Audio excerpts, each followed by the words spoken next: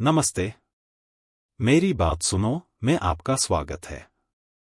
दोस्तों, बड़े घर की बेटी होना सिर्फ ऐश्वर्य और सुख सुविधाओं की बात नहीं है, बल्कि यह एक परीक्षा है, धैर्य की और संस्कारों की। आज की कहानी एक ऐसी ही महिला, आनंदी, की है, जिसने अपने स्वाभिमान और परिवार के बीच एक ऐसी लकीर खींची कि टूटता हुआ घर फिर से एक हो गया। चलिए सुनते हैं मुंशी प्रेमचंद की कालजयी रचना, बड़े घर की बेटी। बेनीमाधव सिंह गौरीपुर गांव के जमींदार और नंबरदार थे। उनके पितामह किसी समय बड़े धनधान्य संपन्न थे। गांव का पक्का तालाब और मंदी, जिनकी अब मरम्मत भी मुश्किल थी, उन्हीं के कीर्तिस्तंभ थे। कहते हैं इस दरवाजे पर हाथी झूमता था। अब उसकी जगह एक बूढ़ी भैंस थी, जिसके शरीर में अस्थिपंजर के सिवा और कुछ शेष न रहा था, पर दूध शायद बहुत देती थी, क्योंकि एक न एक आदमी हांडी लिए उसके सिर पर सवार ही रहता था। बेनीमाधव सिंह अपनी आधी से अधिक संपत्ति वकीलों को भेंट कर चुके थे। उनकी वर्तमान आय 1000 रुपये वार्षिक से अधिक न थी। ठाकुर साहब के 2 बेटे थे। बड़े का नाम श्रीकंठ सिंह था। उसने बहुत दिनों के परिश्रम और उद्योग के बाद BA की डिग्री प्राप्त की थी। अब एक दफ्तर में नौकर था। छोटा लड़का लाल बिहारी सिंह दोहरे बदन का, सजीला जवान था। भरा हुआ मुखड़ा, चौड़ी छाती। भैंस का 2 सेर ताजा दूध वह उठकर सबेरे पी जाता था। श्रीकंठ सिंह की दशा बिल्कुल विपरीत थी। इन नेत्रप्रिय गुणों को उन्होंने BA इन्हीं 2 अक्षरों पर न्योछावर कर दिया था। इन 2 अक्षरों ने उनके शरीर को निर्बल और चेहरे को कांतिहीन बना दिया था। इसी से वैद्यक ग्रंथों पर उनका विशेष प्रेम था। आयुर्वेदिक औषधियों पर उनका अधिक विश्वास था। शाम सवेरे उनके कमरे से प्रायः खरल की सुरीली कर्णमधुर ध्वनि सुनाई दिया करती थी। लाहौर और कलकत्ते के वैद्यों से बड़ी लिखापड़ी रहती थी। श्रीकंठ इस अंग्रेजी डिग्री के अधिपति होने पर भी अंग्रेजी सामाजिक प्रथाओं के विशेष प्रेमी न थे, बल्कि वह बहुधा बड़े जोर से उसकी निंदा और तिरस्कार किया करते थे। इसी से गांव में उनका बड़ा सम्मान था। दशहरे के दिनों में वह बड़े उत्साह से रामलीला होते और स्वयं किसी न किसी पात्र का पाठ लेते थे।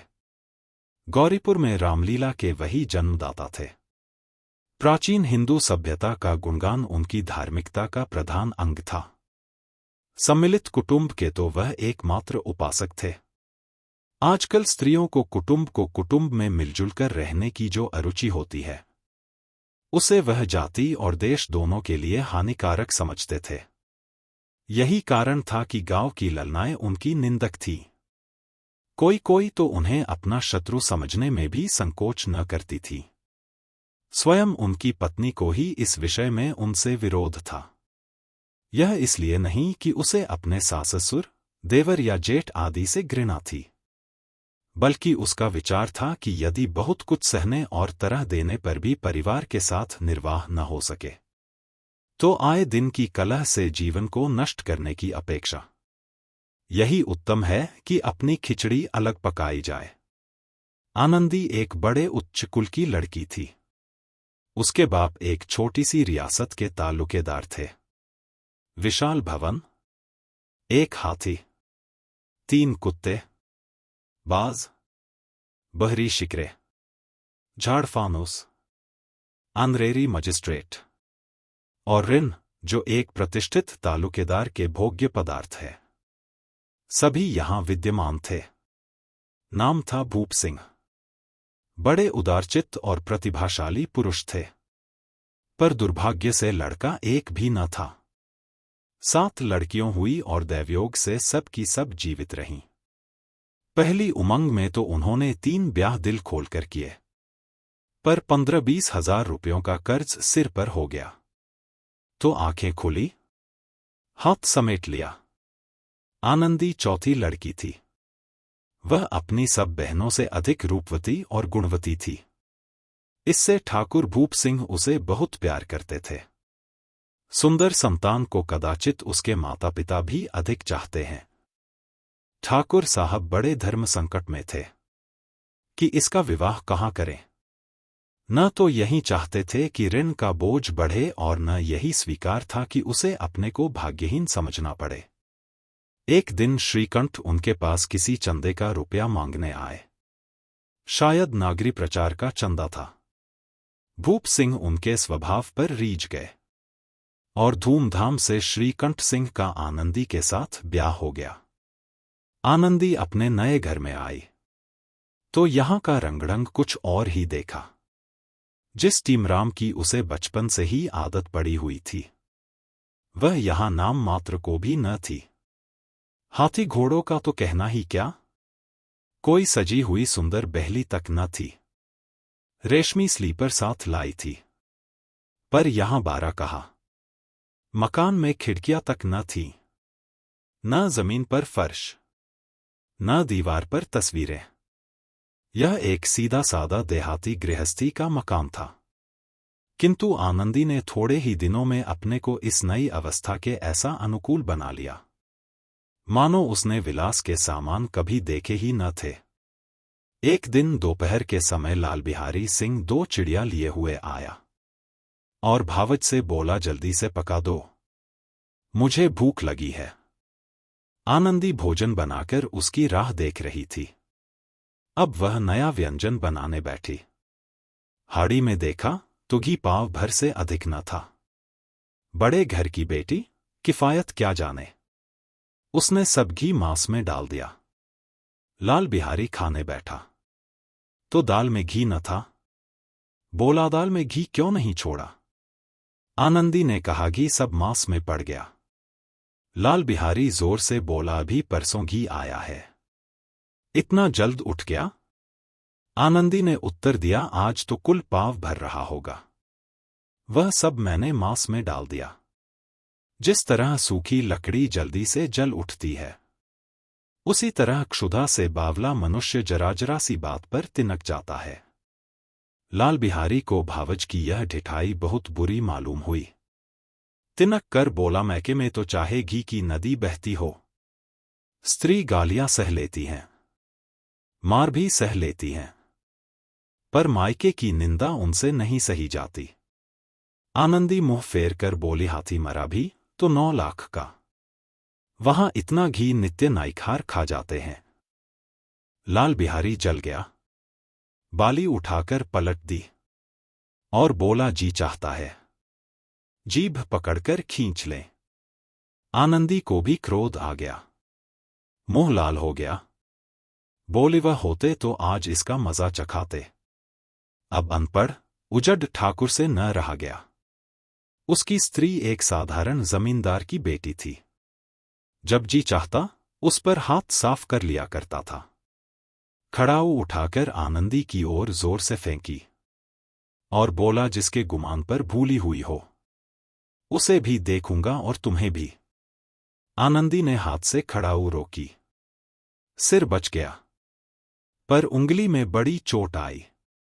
क्रोध के मारे हवा से हिलते पत्ते की भांति कांपती हुई अपने कमरे में आकर खड़ी हो गई। स्त्री का बल और साहस, मान और मर्यादा पति तक है। उसे अपने पति के ही बल और पुरुषत्व का घमंड होता है। आनंदी खून का घूंट पी कर रह गई। श्रीकंठ सिंह शनिवार को घर आया करते थे। बृहस्पति को यह घटना हुई थी। 2 दिन तक आनंदी को भवन में रही, न कुछ खाया न पिया, उनकी बाट देखती रही। अंत में शनिवार को वह नियमानुकूल संध्या समय घर आए और बाहर बैठकर कुछ इधर उधर की बातें, कुछ देशकाल संबंधी समाचार तथा कुछ नए मुकदमों आदि की चर्चा करने लगे। यह वार्तालाप 10 बजे रात तक होता रहा। गांव के भद्र पुरुषों को इन बातों में ऐसा आनंद मिलता था कि खाने पीने की भी सुधि न रहती थी। श्रीकंठ को पिंड छुड़ाना मुश्किल हो जाता था। ये 2-3 घंटे आनंदी ने बड़े कष्ट से काटे। किसी तरह भोजन का समय आया। पंचायत उठी, एकांत हुआ तो लाल बिहारी ने कहा, भैया आप जरा भाभी को समझा दीजिएगा। कि मुंह संभाल कर बातचीत किया करें, नहीं तो एक दिन अनर्थ हो जाएगा। बेनीमाधव सिंह ने बेटे की ओर साक्षी दी। हाँ, बहु बेटियों का यह स्वभाव अच्छा नहीं कि मर्दों के मुंह लगे।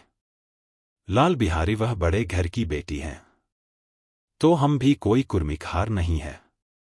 श्रीकंठ ने चिंतित स्वर से पूछा, आखिर बात क्या हुई? लाल बिहारी ने कहा, कुछ भी नहीं, यों ही आप उलझ पड़ी मायके के सामने।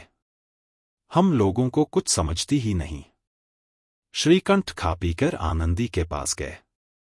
वह भरी बैठी थी। यह हजरत भी कुछ तीखे थे। आनंदी ने पूछा, चित्त तो प्रसन्न है?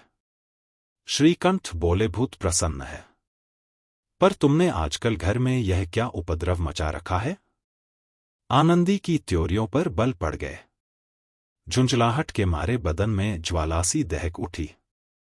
बोली, जिसने तुमसे यह आग लगाई है उसे पाऊं, मुंह झुलस दूं। श्रीकंठ, इतनी गर्म क्यों होती हो? बात तो कहो। आनंदी, क्या कहें? यह मेरे भाग्य का फेर है, नहीं तो गवार छोकरा, जिसको चपरासगिरी करने का भी शक्र नहीं, मुझे खड़ाऊ से मारकर यों न अकड़ता। श्रीकंठ, सब हाल साफ साफ कहो तो मालूम हो, मुझे तो कुछ पता नहीं। आनंदी, परसों तुम्हारे लाडले भाई ने मुझसे मांस पकाने को कहा। घी डांडी में पाव भर से अधिक न था, वह सब मैंने मांस में डाल दिया। जब खाने बैठा तो कहने लगा, दाल में श्री क्यों नहीं है? बस इसी पर मेरे मैके को बुरा भला कहने लगा, मुझसे न रहा गया। मैंने कहा कि वहां इतना घी तो नाई कहार खा जाते हैं, और किसी को जान भी नहीं पड़ता।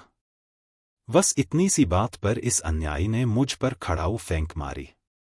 यदि हाथ से न रोक लें तो सिर फट जाए। उसी से पूछो, मैंने जो कुछ कहा है वह सच है या झूठ? श्रीकंठ की आंखें लाल हो गईं। बोले, यहां तक हो गया इस छोकरे का यह साहस। आनंदी स्त्रियों के स्वभावानुसार रोने लगी, क्योंकि आंसू उनकी पलकों पर रहते हैं। श्रीकंठ बड़े धैर्यवान और शाती पुरुष थे। उन्हें कदाचित ही कभी क्रोध आता था। स्त्रियों के आंसू पुरुष की क्रोधाग्नि भड़काने में तेल का काम देते हैं। रात भर करवटें बदलते रहे। उद्विग्नता के कारण पलक तक नहीं झपकी। प्रातःकाल अपने बाप के पास जाकर बोले, दादा, अब इस घर में मेरा निबाह न होगा। इस तरह की विद्रोहपूर्ण बातें कहने पर श्रीकंठ ने कितनी ही बार अपने कई मित्रों को आड़े हाथों लिया था, परंतु दुर्भाग्य, आज उन्हें स्वयं वे ही बातें अपने मुंह से कहनी पड़ी। दूसरों को उपदेश देना भी कितना सहज है। बेनीमाधव सिंह घबरा उठे और बोले, क्यों? श्रीकंठ, इसलिए कि मुझे भी अपनी मान प्रतिष्ठा का कुछ विचार है। आपके घर में अब अन्याय और हठ का प्रकोप हो रहा है। जिनको बड़ों का आदर सम्मान करना चाहिए वे उनके सिर चढ़ते हैं। मैं दूसरे का नौकर ठहरा घर पर रहता नहीं। यहां मेरे पीछे स्त्रियों पर खड़ाऊ और जूतों की बौछारें होती हैं। कड़ी बात तक चिंता नहीं, कोई एक की दो कह ले, वहां तक मैं सह सकता हूं, किंतु यह कदापि नहीं हो सकता कि मेरे ऊपर लात घूंसे पड़े और मैं दम न मारूं। बेनीमाधव सिंह कुछ जवाब न दे सके। श्रीकंठ सदैव उनका आदर करते थे। उनके ऐसे तेवर देखकर बूढ़ा ठाकुर अवाक रह गया। केवल इतना ही बोला, बेटा, तुम बुद्धिमान होकर ऐसी बातें करते हो? स्त्रियां इस तरह घर का नाश कर देती है। उनको बहुत सिर चढ़ाना अच्छा नहीं।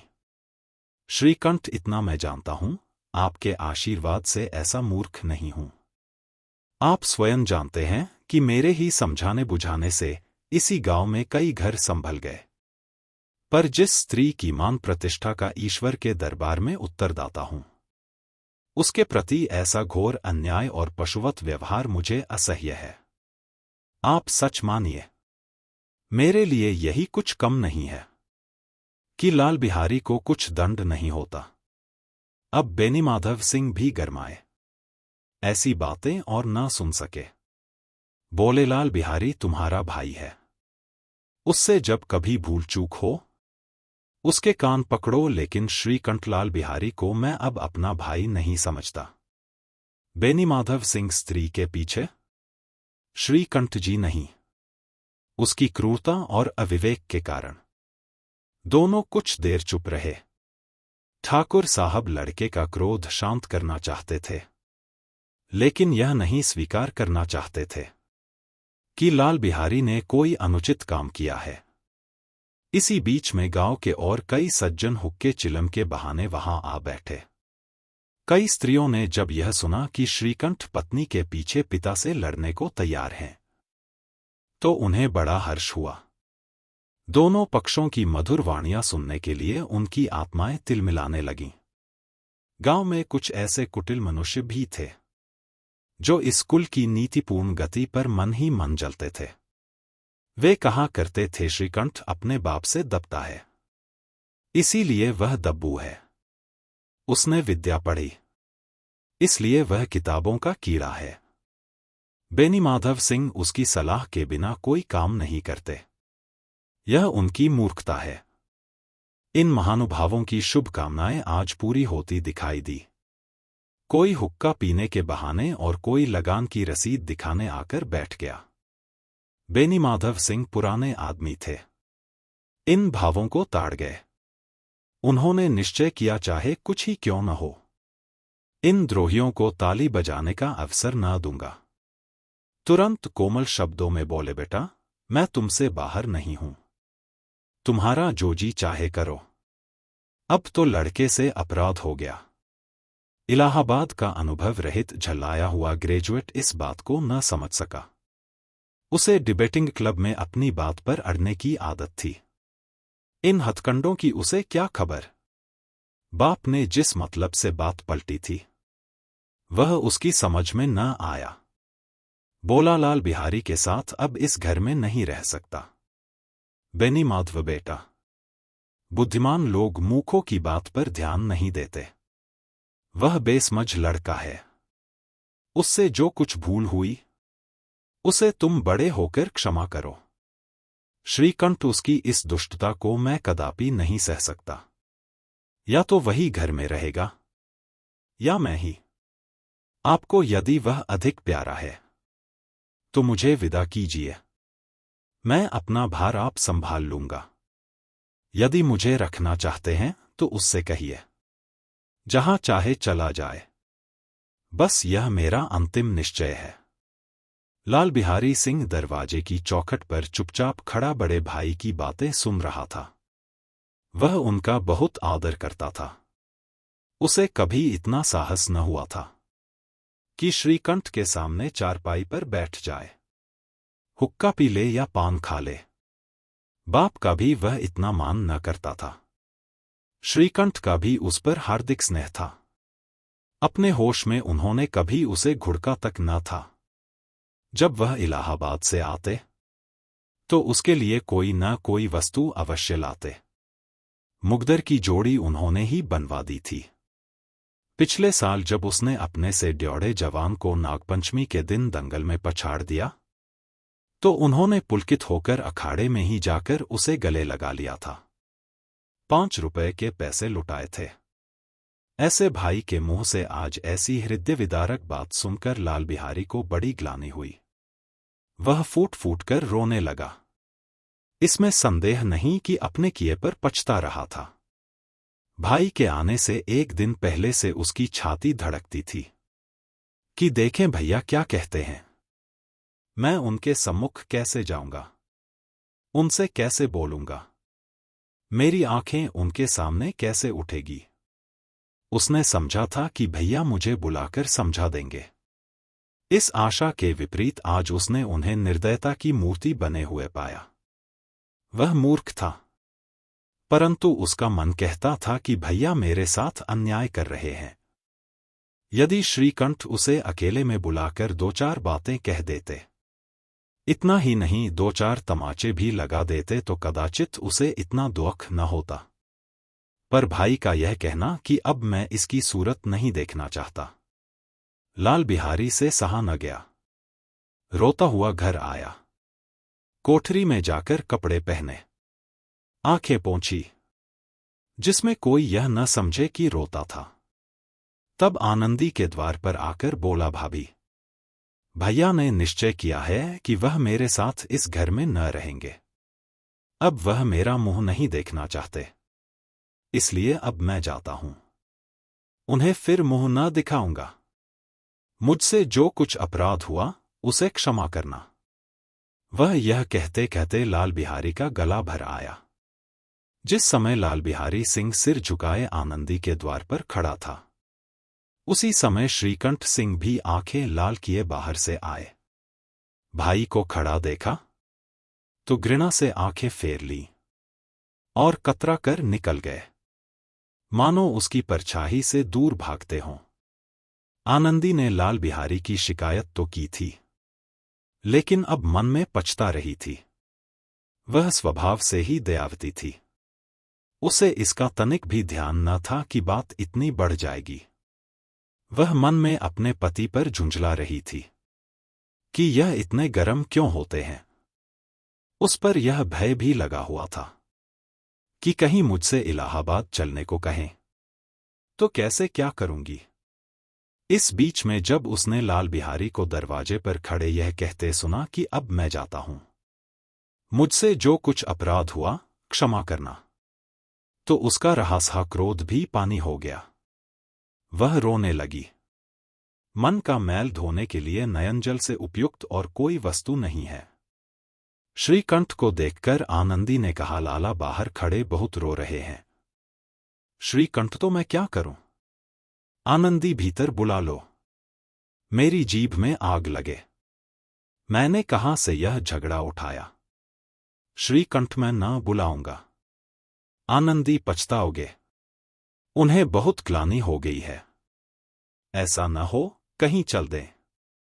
श्रीकंठ न उठे। इतने में लाल बिहारी ने फिर कहा, भाभी, भैया से मेरा प्रणाम कह दो। वह मेरा मुंह नहीं देखना चाहते, इसलिए मैं भी अपना मुंह उन्हें न दिखाऊंगा। लाल बिहारी इतना कहकर लौट पड़ा और शीघ्रता से दरवाजे की ओर बढ़ा। अंत में आनंदी कमरे से निकली और उसका हाथ पकड़ लिया। लाल बिहारी ने पीछे फिर कर देखा और आंखों में आंसू भरे बोला, मुझे जाने दो। आनंदी, कहां जाते हो? लाल बिहारी, जहां कोई मेरा मुंह न देखे। आनंदी, मैं ना जाने दूंगी। लाल बिहारी, मैं तुम लोगों के साथ रहने योग्य नहीं है। आनंदी, तुम्हें मेरी सौगंध, अब एक पग भी आगे न बढ़ाना।